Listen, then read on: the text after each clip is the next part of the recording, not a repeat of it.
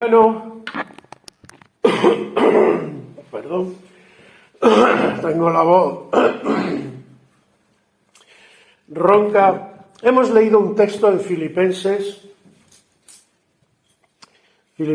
1, del 12 al 21, muy interesante.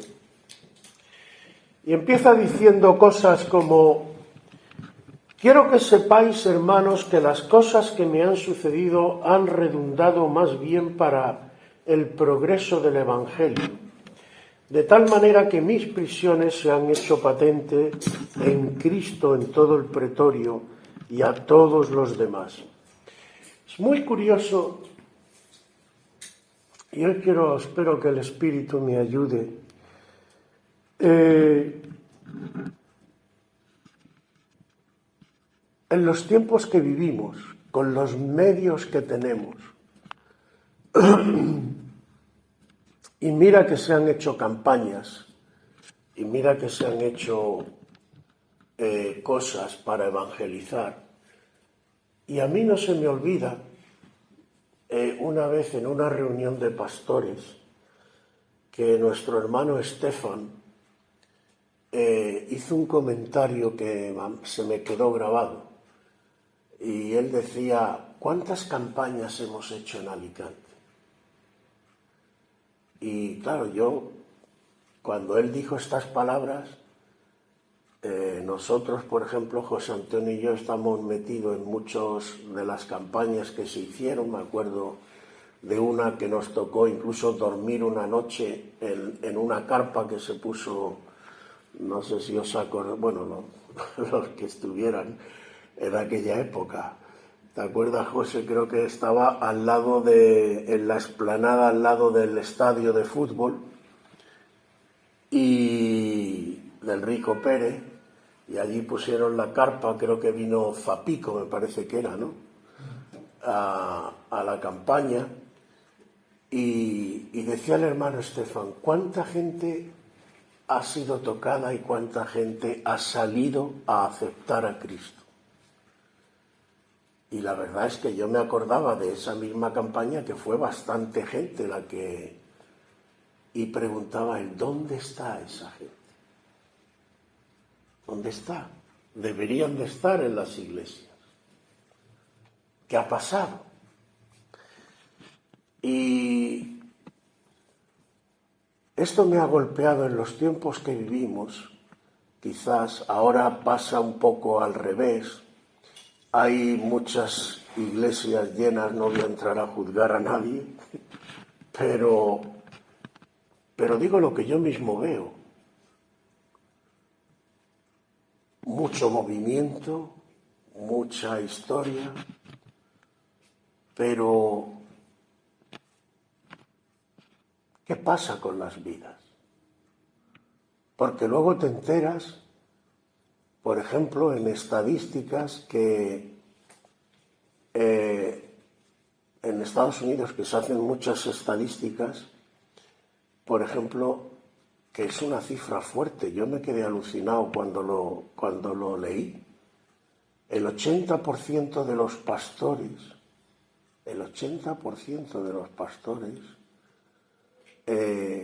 caen en cosas como el adulterio, como pornografía, como cosas así. Hoy el divorciarse y el volverse a casar lo haces como si te tomaras un café en el bar de la esquina. Y todo ello parece que es igual de cristiano. Nadie se escandaliza, nadie parece que esté... Y con los medios que tenemos, internet, la televisión, sí, se tiene mucha capacidad. Pero yo no sé si tú te has preguntado alguna vez qué puede pensar Dios acerca de todo esto. Y lo que más me importa a mí, por lo menos, o me preocupa, ¿todo esto sirve para algo?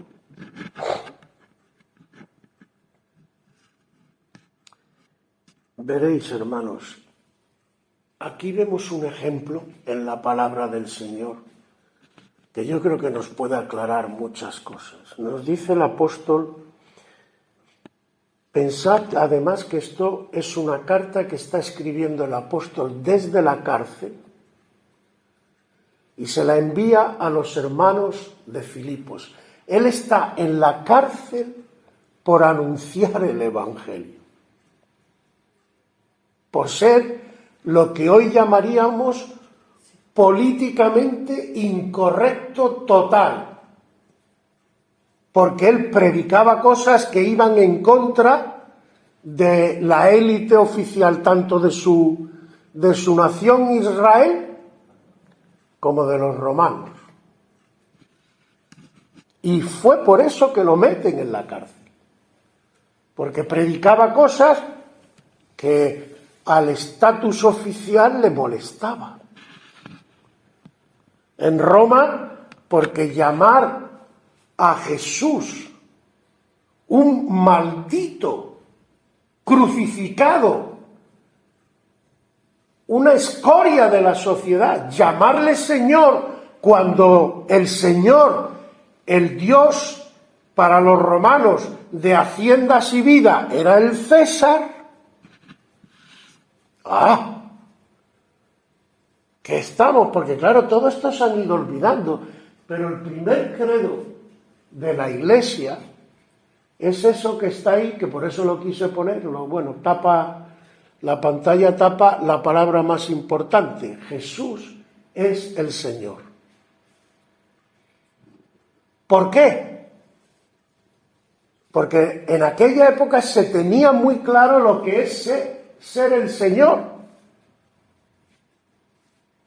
Un judío solo llama Señor, Adonai, que es lo que significa en hebreo Señor, solamente lo llama a Dios, no llama a Adonai a ningún otro.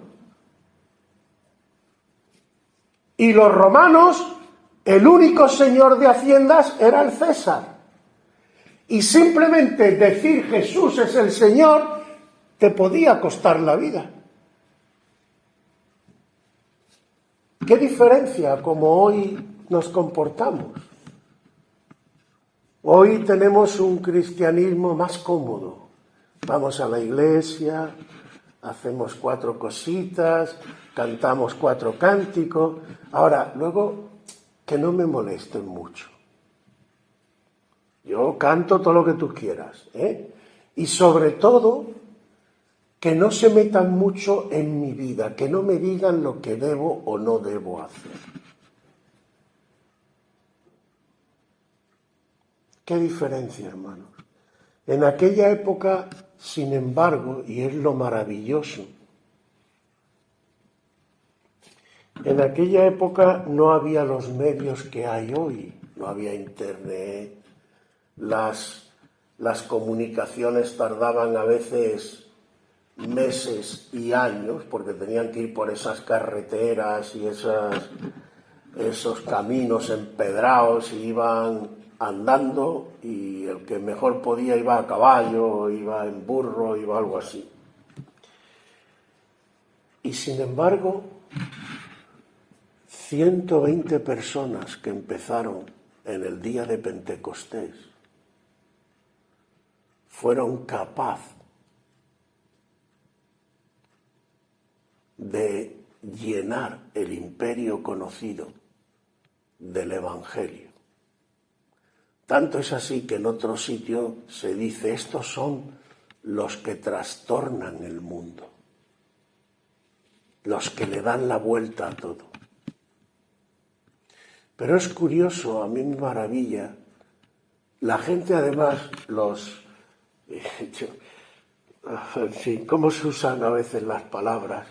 Hoy en día, no sé si alguna vez os ha pasado, pero a mí me lo han dicho más de una vez: pero es que tú estás muy antiguo, che. Hay que progresar, hay que ser progresista. Y yo siempre lo digo porque además la gente, yo doy gracias a Dios también de que me gusta el castellano antiguo, aunque la gente hoy en día parece que no lo quiere, pero el castellano de toda la vida es rico en... Y claro, tú tienes que ser progresista, y yo les digo, ¿pero hacia dónde progreso?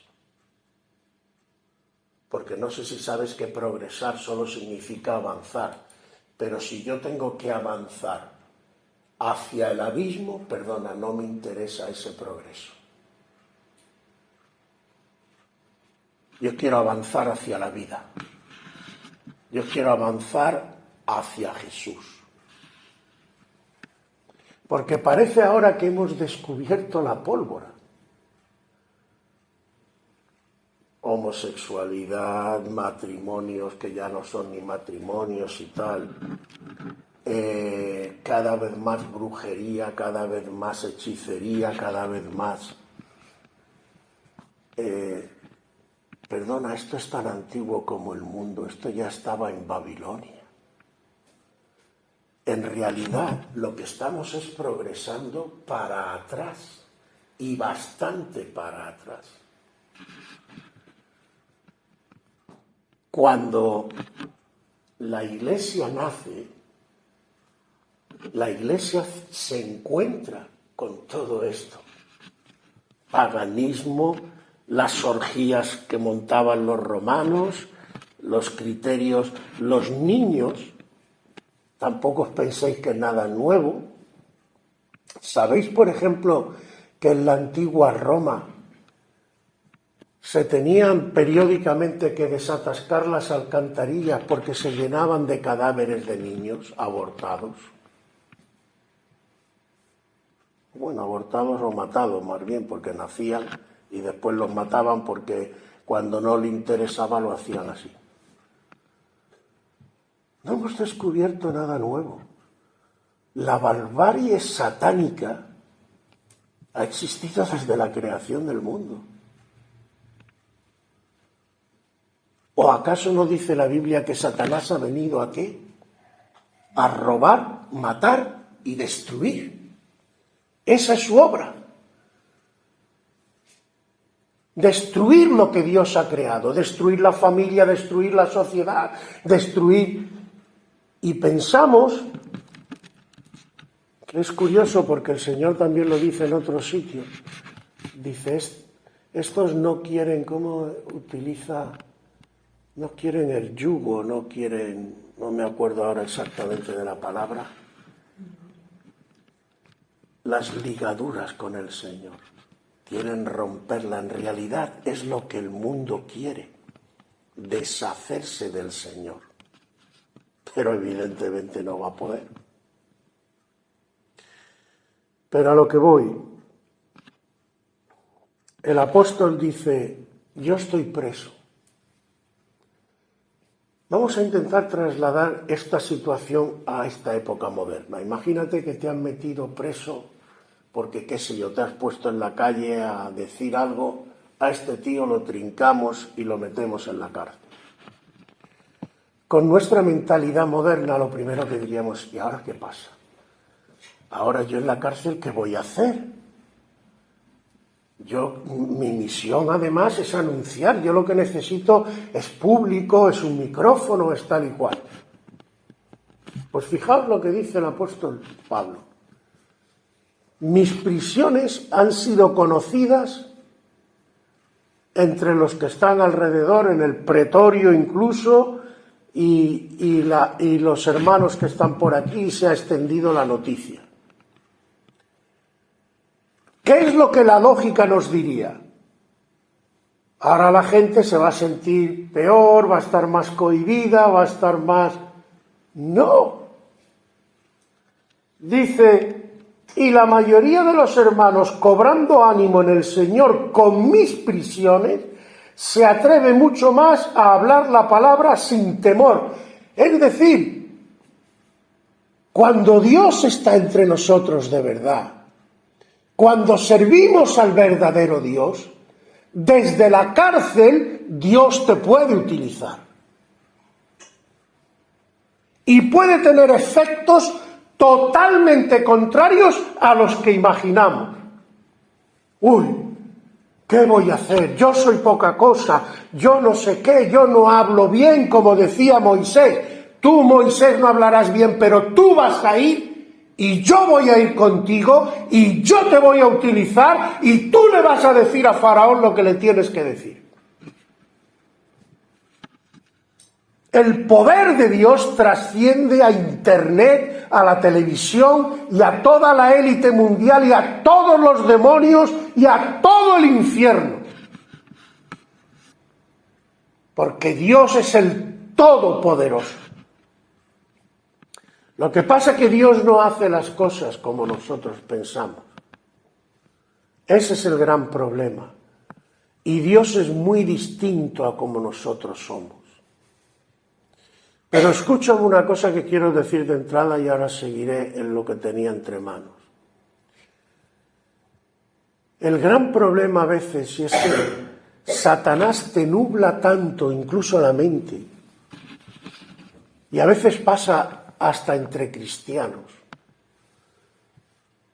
Te mezcla ahí cositas para que tú estés en una especie de mezcla de cosas en lugar de dejarte limpiar y guiar por el Espíritu a través de su palabra, para que la palabra, que es como nos dice en otros sitios, es como un molde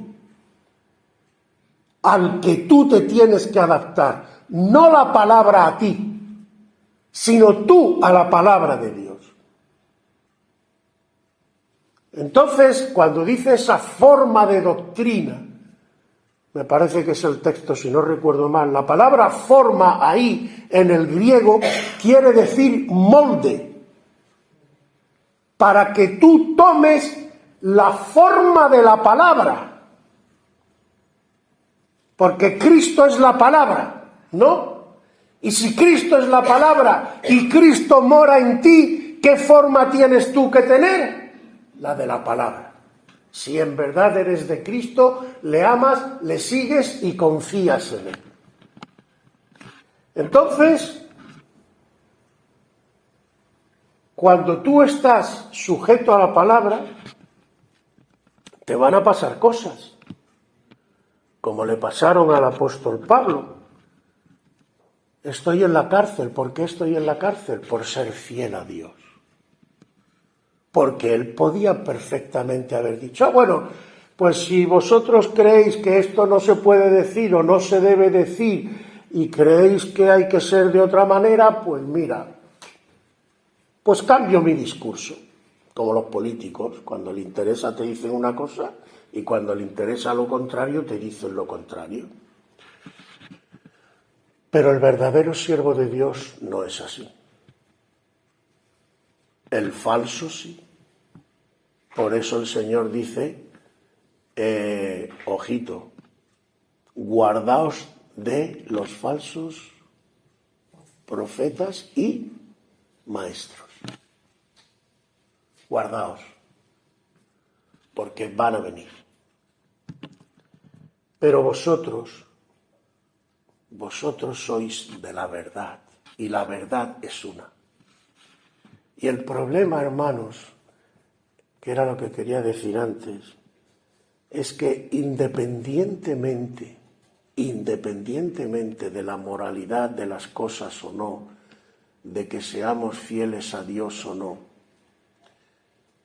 ojalá simplemente me conformaría, fijaos lo que digo, con que tuviéramos claro una cosa.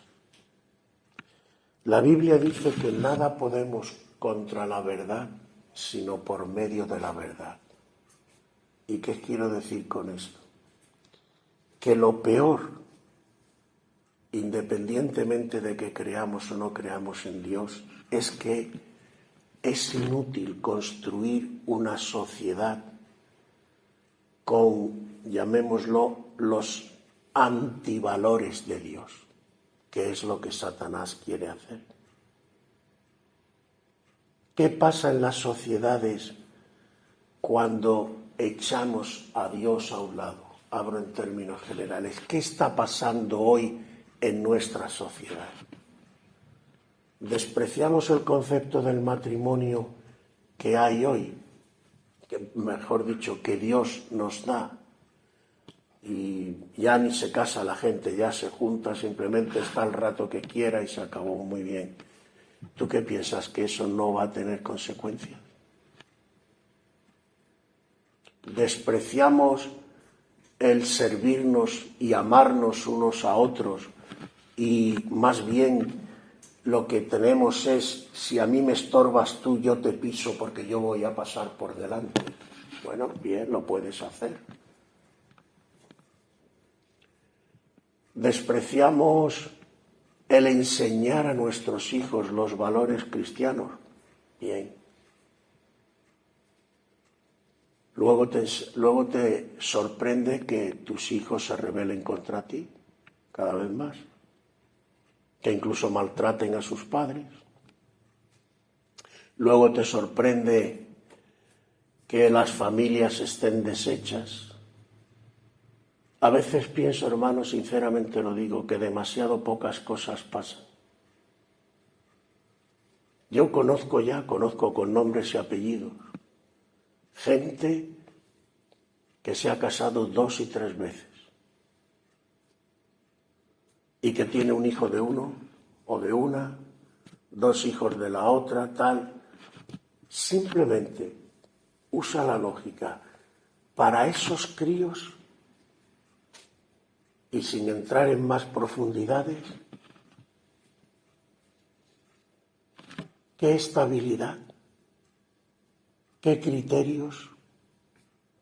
¿Qué emociones van a tener con la niñez que han pasado? Y no entro ya si las parejas, porque eso suponiendo que sean parejas más o menos normales. No entro ya si le dan, por ejemplo, al pirriaqui, como dicen en mi tierra, si esnifan bastante, si hay otras cosas de por medio. ¿Pensáis que eso no va a afectar a los niños? Cuando hasta los psicólogos y los psiquiatras claramente nos dicen que la niñez marca pautas para toda la vida, y la palabra de Dios dice que enseña al niño en... ¿Quién se acuerda del versículo? ¿Por qué Dios quiere que a tu niño tú le enseñes los criterios de la palabra de Dios? ¿Por qué? Porque sabe que eso marca las vidas. Y te lo dice uno que lo ha vivido. Porque cuando yo tuve la crisis con 23 años y clamé al Señor y el Señor me respondió por su palabra, tiempo después yo le pregunté al Señor, porque ya había conocido un montón de gente que en situaciones de desesperación se había pegado 2 tiros, se había envenenado, se había tirado un balcón, habían hecho 20.000 barbaridades. Y un día me dio por preguntarle al Señor: Señor, ¿por qué yo no me suicidé? Y clamé a ti. Y la palabra de Dios fue fulminante. El Espíritu me lo puso instantáneamente en la mente. Porque a ti de pequeño te enseñaron algo. Y eso estaba ahí. Entonces, no es ninguna broma, hermanos. ¿Acaso no dice la Biblia? Si es que, fijaos cómo la Biblia nunca se contradice en nada. Y es lógica total desde un punto de vista espiritual. Lo que pasa es que nosotros, hablemos claro, jugamos demasiado con la palabra de Dios. Y la palabra de Dios no es para que juguemos con ella. La palabra de Dios es para que la aceptemos tal como Dios nos la da y la hagamos nuestra. Para que esa palabra, que no vuelve a Él vacía, obre en nuestro corazón y nos cambie. Porque de eso se trata, de que cambiemos, hasta que podamos decir, como dice, bueno, ahora entraré, dice el apóstol Pablo. Porque no hay otra forma ni otro camino. Y lo que estaba diciendo antes, lo más triste, independientemente de Dios, y ahora entraré en Dios, es que apartarnos de Dios y de su palabra solo lleva a la sociedad, y a las pruebas me remito, primero a un desorden, segundo a una confusión terrible. Te van a pasar cosas y ni siquiera vas a saber por qué te pasan.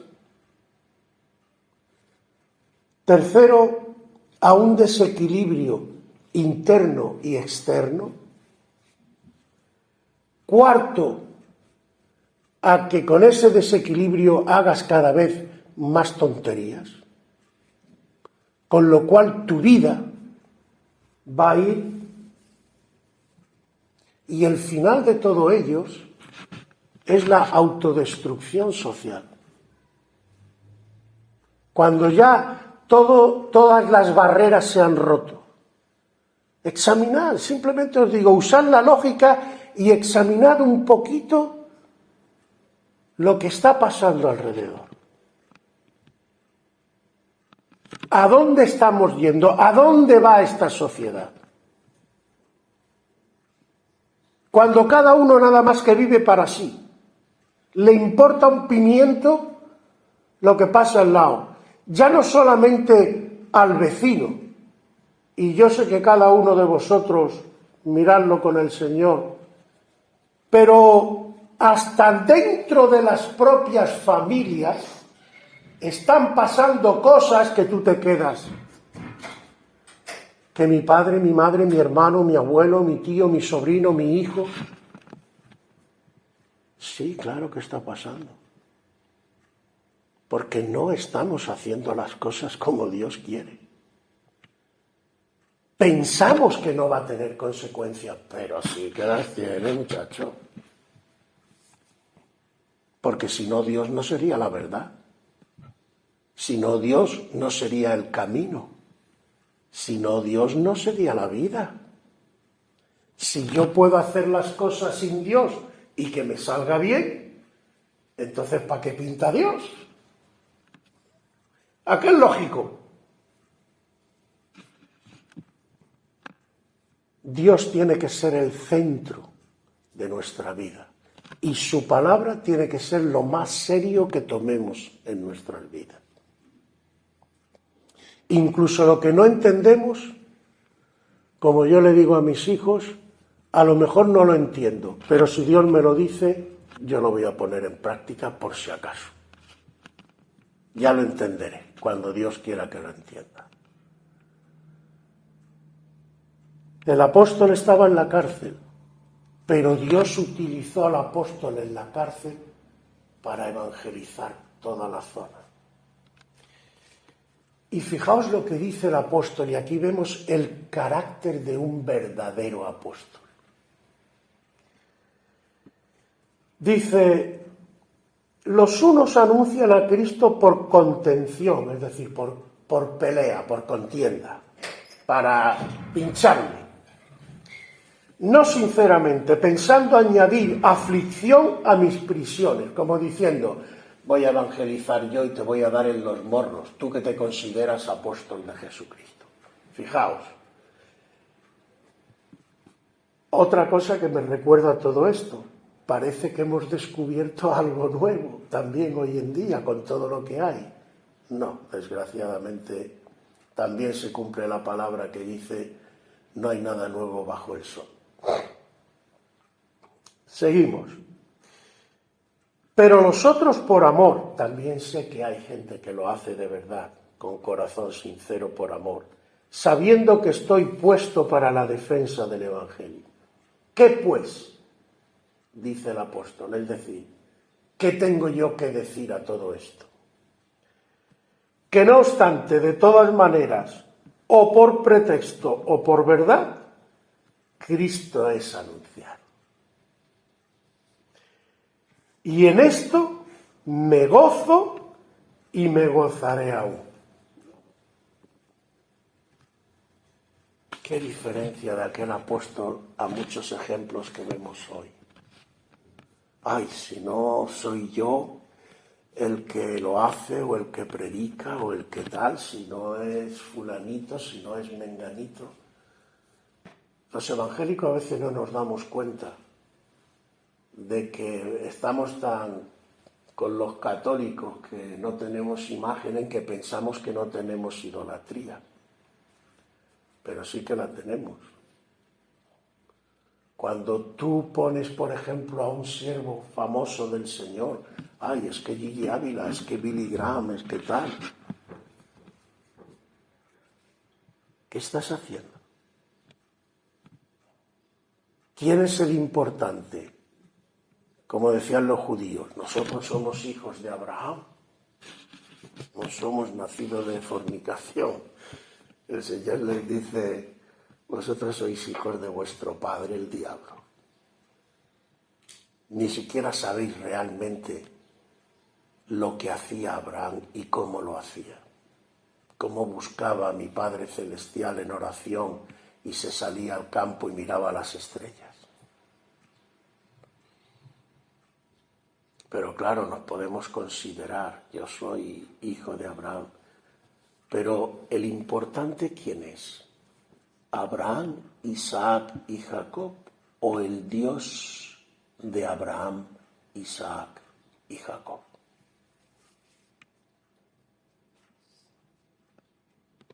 ¿Cuál es al que tú sigues? Ah, amigo. ¿Veis cómo cambia la cosa? Pues sí, hermanos, los evangélicos también nos tenemos que desprender de mucha idolatría. Porque el único Dios, el único Salvador, el único que tiene que guiar tu vida se llama Jesucristo y nadie más. ¿Queda claro? Y nadie más. ¿Que Dios puede utilizar a un pastor? Por supuesto. ¿Que hay que estar en el orden y estar sujeto y tal? Por supuesto. Pero si el pastor, por ejemplo, viene aquí un día, si a mí me da por hacer aquí cualquier chorrada o decir cualquier burrada, ¿tú qué vas a hacer? ¿Seguir al pie de la letra? Yo te digo, mira, sal por ahí, ponte en medio de la carretera para que te pille un coche que te vas directo al... ¿Verdad que no? Nosotros solo somos instrumentos. Y siempre en tanto en cuanto que nos sujetemos muy mucho a la voluntad y a la palabra de Dios. Pero tu Salvador, que quede bien claro grabado ahí, tu Salvador no es ni el pastor, ni la iglesia, ni el evangelista, ni ninguno de ellos. Tu Salvador se llama Jesucristo. Está vivo, habita en tu corazón y es a quien tú tienes que seguir. No te preocupes que ya Él te dará testimonio de quién te está diciendo la verdad y quién te está engañando. Confía en Él, pero no confíes en ningún otro. Como digo, el apóstol en la cárcel mandaba cartas, mandaba y a lo mejor él pensaba que aquello iba a tener poca fuerza. Pero escúchame una cosa importantísima, hermano y hermana. La Biblia dice que ningún trabajo en el Señor es en vano. Cualquier cosita que tú hagas de corazón sinceramente, poniéndote en manos del Señor conforme a su voluntad, no va a caer en saco roto. Y tú no sabes, porque además muchas veces no veremos el resultado de nuestra labor. También el Señor lo dice, vosotros vais a recoger lo que otros sembraron. Tú no sabes a lo mejor el fruto del ejemplo de tu vida, pero Dios sí lo sabe. Y posiblemente cuando vayas arriba, si has hecho trabajos para el Señor de lo más humilde, de lo más sencillo, hablar alguna vez con una persona, tú a lo mejor piensas, bueno, Señor, ¿y yo qué he hecho por ti? Y a lo mejor te lleva la sorpresa de que el Señor te dice, Palmi, ven para acá. ¿Tú crees que no has hecho nada por mí? Y te trae una ristra de gente y te dice, mira, ¿tú ves ese? ¿Te acuerdas de aquel a quien tú le hablaste un día y le contaste no sé qué? Ah, sí, señor, pero tampoco fue tan importante, si fue una conversación sin importancia, sí, pero es que resulta que ese se convierte y empieza a hablarle a otros, y todos esos de ahí están aquí gracias a que te dejaste utilizar por mí.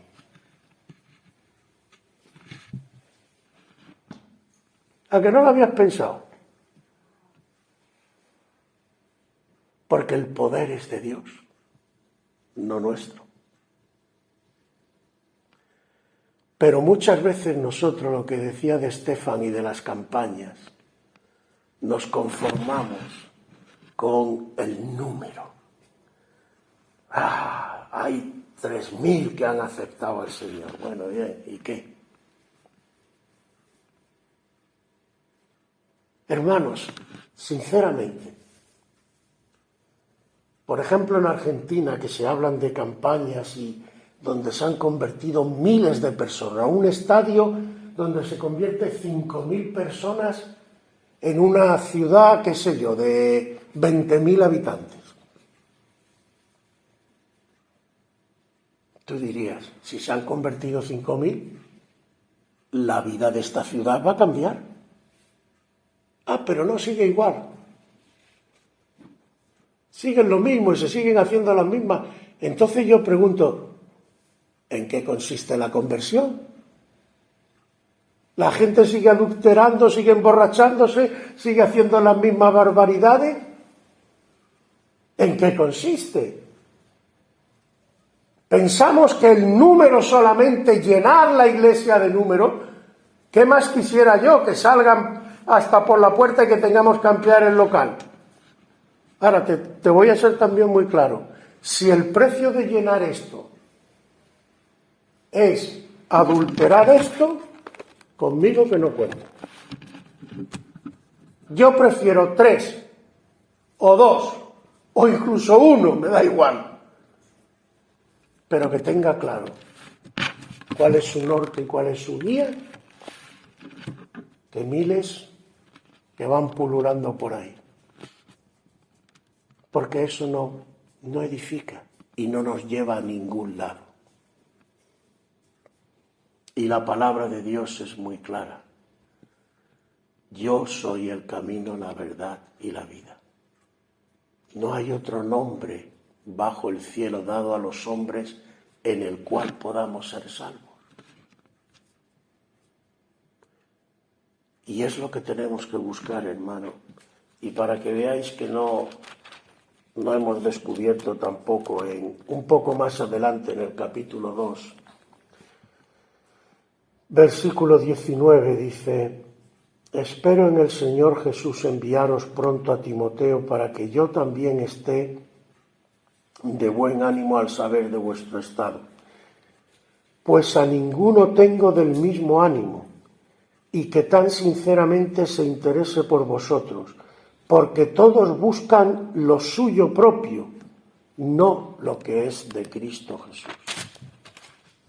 Desgraciadamente ya entonces, en aquella época, ya había gente igual que hoy, que a veces se mueve solo por el interés personal. Pero hermanos, cuando tú vienes a Cristo, yo no sé cómo tú te sientes, pero aunque solo sea por agradecimiento, tú no sientes la necesidad de agradar a Cristo de alguna manera. ¿O qué representa para ti Cristo en tu vida? ¿Simplemente algo más? ¿Un huequecito en tu vida el domingo? Donde cantas 4 cosas, haces 1 o 2 oraciones y ya está. No hay nada más. Y el resto de la semana,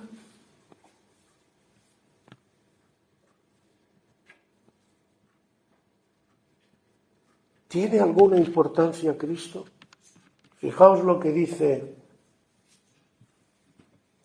el apóstol Pablo, que él te responda. Dice: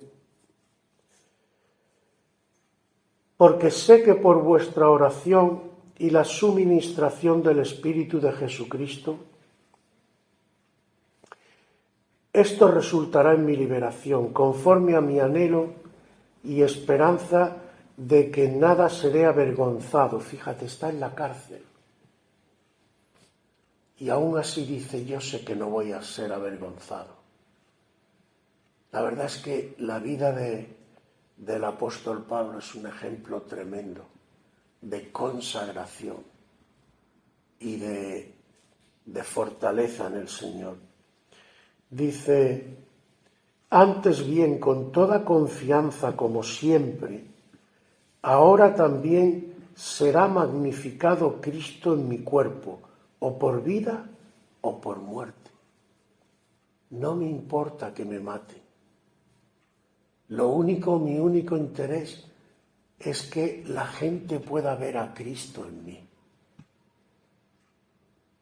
Ya sea que viva o ya sea que muera, para mí lo importante es que la gente vea a Cristo. Y dice el 21, porque para mí el vivir es Cristo y el morir es ganancia. Está claro, hermano.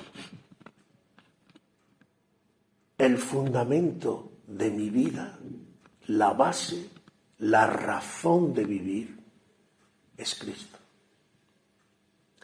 Y si tengo que morir para que Él sea glorificado, no me importa. Lo único que pido es que Cristo reciba la gloria. Qué manera de pensar, qué diferencia a veces de lo que hoy vemos. Pero esto es la palabra de Dios, no lo que a veces nos cuentan. Lo puedes leer tú mismo, léetela, está ahí escrito. Dios lo único que te pide es fe, confianza y obediencia. Y Cristo se glorificará porque Él es fiel. Pero aparte, y termino, es que no hay otra cosa que merezca la pena, vuelvo a decir. Incluso al margen de todas las consideraciones espirituales que he hecho, el verdadero problema que ojalá nos demos cuenta es que la sociedad sin Dios se autodestruye. De hecho, tal como yo lo veo, la famosa batalla de Armagedón, cuando toda esa confederación de naciones se junte para destruir a Israel e Israel se vea ya completamente desbordada, que es lo que parece que dicen las Escrituras, y clame a Dios y llame al Mesías, y Dios aparezca, en el fondo, ¿qué es lo que da a entender el texto que está a punto de pasar? Pues imagínate una guerra nuclear con pepinos de todas clases cruzándose por todos lados. ¿Qué va a hacer eso? Destruir la humanidad. En realidad, cuanto más lo pienso, digo: Señor, hasta en tu segunda venida vas a venir a salvar, aunque hagas juicio después. Porque si nos dejas a nuestro libre albedrío, nos matamos unos a otros.